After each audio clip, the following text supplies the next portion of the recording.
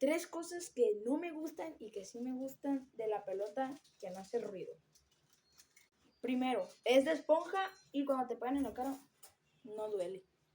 Segunda, no hace nada de ruido. Ideal para casas. Número 3, lo puedes usar de almohada. Obvio, es de esponja. Y ahora vamos con las 3 cosas que no me gustan de la pelota. Número 1, obviamente, es complicado hacer trucos. Número 2, bota mucho. Número 3, aunque les pegues fuerte, no llega tan lejos como piensas. Y es complicado meter gol. Bueno, no tan complicado si estás dentro del área, pero afuera del área o más lejos, complicadísimo. Pero es ideal para hacer sombreritos porque bota mucho. Bueno, y ahora nos despedimos con un bye.